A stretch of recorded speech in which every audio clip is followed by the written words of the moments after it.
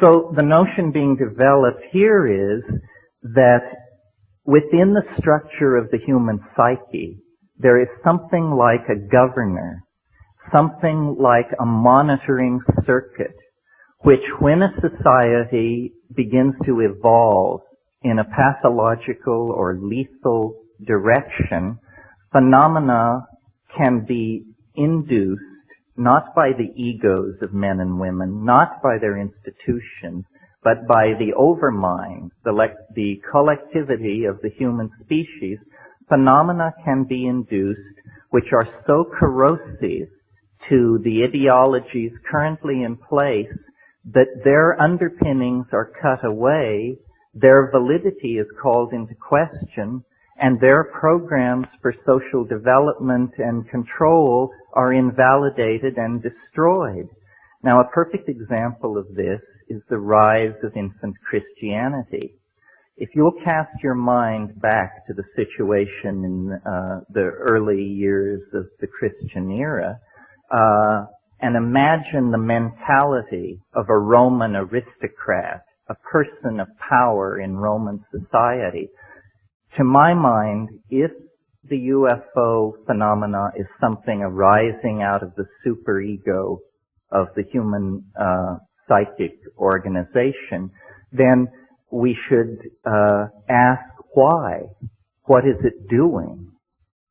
And I don't want to sound like a public relations agent for Jacques Vallée, but to my mind, with the exception of Jung, Jacques is the only commentator on the phenomenon who has really pushed the frontier back.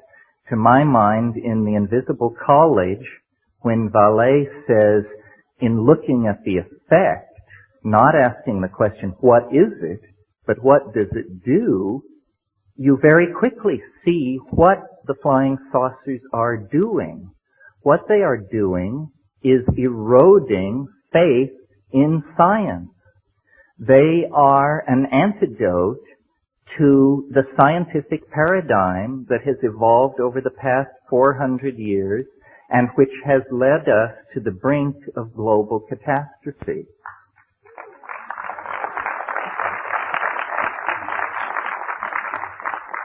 So the notion being developed here is that within the structure of the human psyche, there is something like a governor, something like a monitoring circuit, which when a society begins to evolve in a pathological or lethal direction, phenomena can be induced not by the egos of men and women, not by their institutions, but by the overmind, the collectivity of the human species. Phenomena can be induced which are so corrosive to the ideologies currently in place that their underpinnings are cut away, their validity is called into question, and their programs for social development and control are invalidated and destroyed. Now, a perfect example of this is the rise of infant Christianity. If you'll cast your mind back to the situation in the early years of the Christian era, and imagine the mentality of a Roman aristocrat, a person of power in Roman society. Their physics is drawn from democracy and atomism. In other words, they are thoroughgoing materialists. Their social theory is drawn from Epictetus and Plato. They are, in fact, extremely modern people by our own standards. However, among the gardeners and kitchen help and stable boys, there is news of a momentous event in the Middle East. A Jewish rabbi has triumphed over death and risen after 3 days in the tomb. Should the master of a Roman household have caught wind of this kind of superstitious talk among the help, he would have just dismissed it with a sneer. What a preposterous idea. And it is a preposterous idea. Nevertheless, the fact that an idea is preposterous has never held it back from making zealous converts. And within 120 years after the Annunciation of the birth of Christianity, its missionaries were beating on the gates of Rome, attempting to convert the emperor.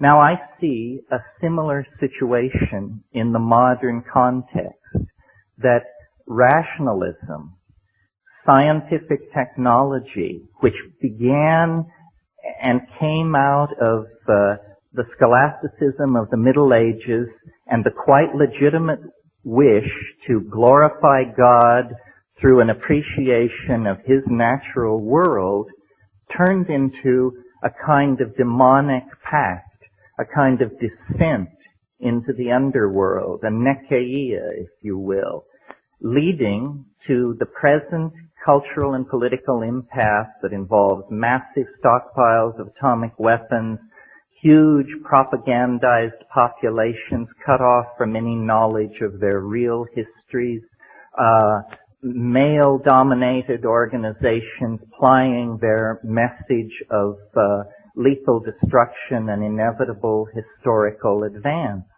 And into this situation comes suddenly an anomaly, something which cannot be explained. I believe that that is the purpose of the UFO, to inject uncertainty into the male-dominated, paternalistic, rational, solar myth under which we are suffering.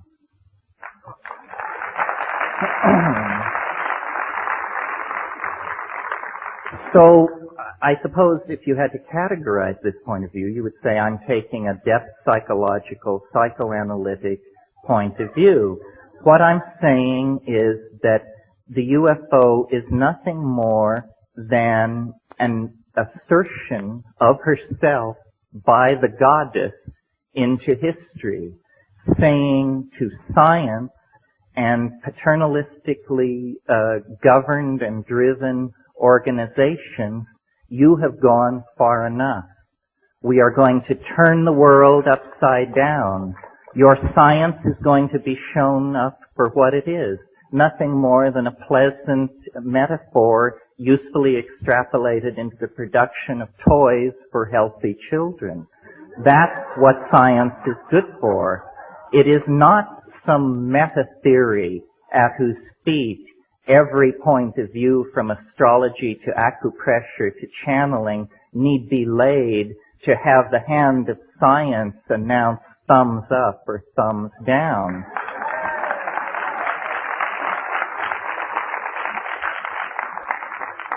Now there is another possibility which can be dovetailed into the first.